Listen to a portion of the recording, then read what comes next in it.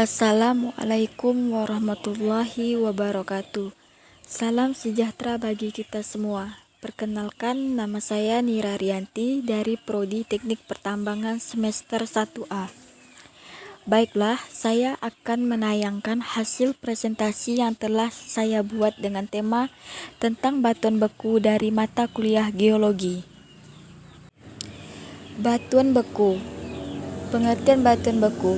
Batuan beku atau batuan igneous dari bahasa Latin ignis yang berarti api adalah jenis batuan yang terbentuk dari magma yang mendingin dan mengeras atau tanpa proses kristalisasi baik di permukaan sebagai batuan intrusif atau plutonik maupun di atas permukaan sebagai batuan ekstrusif atau vulkanik. Magma ini dapat berasal dari batuan setengah cair ataupun batuan yang sudah ada, baik di mantel ataupun kerak bumi.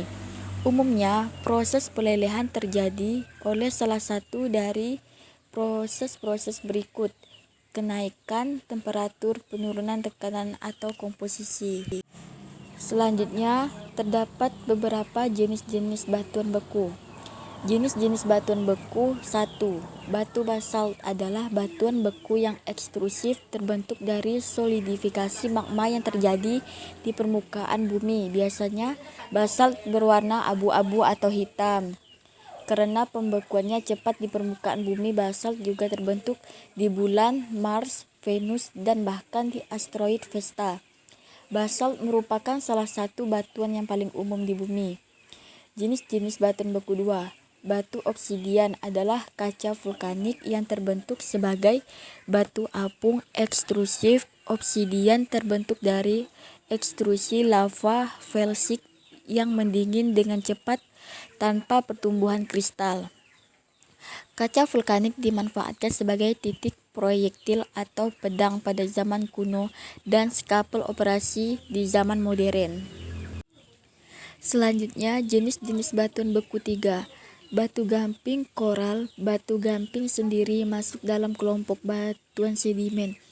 Batu gamping sendiri dibagi menjadi batu gamping klasik dan non-klasik, merupakan koloni dari bintang laut antara lain dari Coelenterata, Mollusca, dan Protozoa, Foraminifera, dan sebagainya. Batu gamping sering juga disebut dengan nama batu gamping koral, sebab penyusun utamanya adalah koral berupa Coelentera.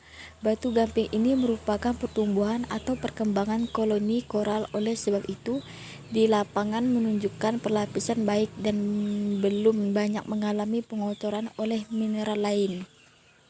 Selanjutnya, jenis-jenis batuan beku 4. Batu andesit adalah suatu jenis batuan beku vulkanik dengan komposisi dan tekstur spesifik yang umumnya ditemukan pada lingkungan subduksi tektonik di wilayah perbatasan lautan seperti di pantai barat Amerika Selatan atau daerah-daerah dengan aktivitas vulkanik yang tinggi seperti Indonesia. Nama andesit berasal dari nama pegunungan Andes. Selanjutnya, jenis-jenis batuan beku 5. Batuan gabbro adalah batuan beku dalam umumnya berwarna hitam. Mineralnya berbutir kasar hingga sedang. Batuan gabbro berwarna gelap kehijauan, menunjukkan kandungan silika rendah sehingga magma asal bersifat basal. Struktur batuan ini adalah masif, tidak terdapat rongga atau lubang udara maupun retakan-retakan. Batuan ini masih segar dan tidak pernah terkena gaya endogen yang dapat meninggalkan retakan pada batuan.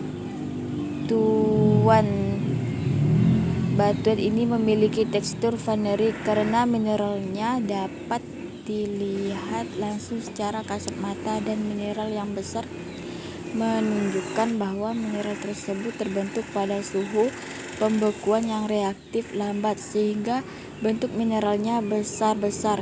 Derajat kristalisasi sempurna bahwa batuan ini secara keseluruhan tersusun atas kristal sehingga disebut holokristalin. Selanjutnya, jenis-jenis batuan beku 6. Batuan granit adalah jenis batuan yang umum dan banyak ditemukan.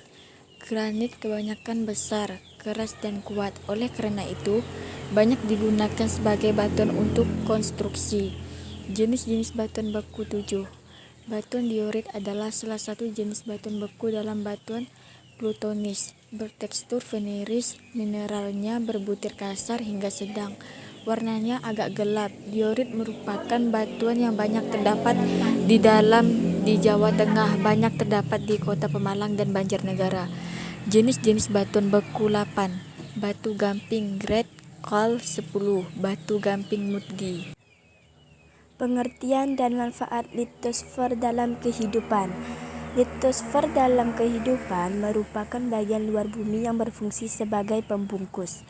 Litosfer berasal dari kata lithos yang artinya lapisan.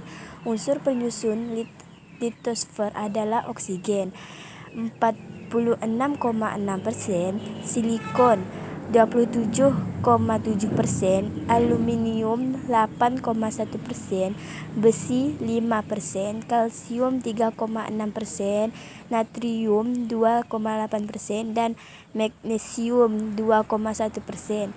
Litosfer disebut juga lapisan kulit bumi. Kulit bumi ini tidaklah merata. Bumi terdiri dari 3 lapisan, yaitu inti, mantel, dan kerak. Inti bumi terdiri dari besi dan nikel. Inti bumi mempunyai jari-jari kurang lebih 3.450 km dengan volume kurang dari 200% volume bumi. Inti bumi ada dua, yaitu inti dalam dan inti luar. Mantel adalah lapisan bumi yang mempunyai ketebalan kurang lebih 2.900 km. Suhu kurang lebih 1.500 derajat Celcius sampai 3.000 derajat Celcius. Serta tersusun oleh batuan yang mengandung silikat dan magnesium. Kerak bumi ada dua macam kerak bumi, yaitu kerak benua dan kerak samudra. Kurang lebih 65% kerak bumi merupakan kerak samudra.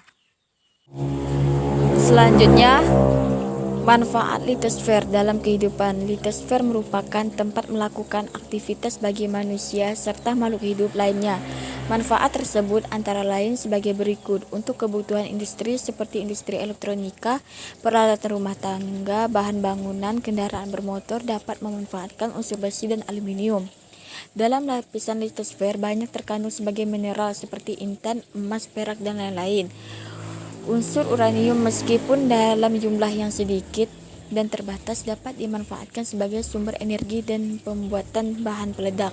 Dalam kegiatan pertanian juga memanfaatkan unsur pada litosfer seperti pupuk buatan berupa NPK, nitrogen, fosfat, dan kalinium.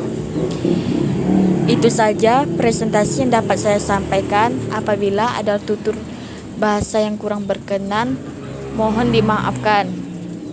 Sekian dan terima kasih. Wassalamualaikum warahmatullahi wabarakatuh.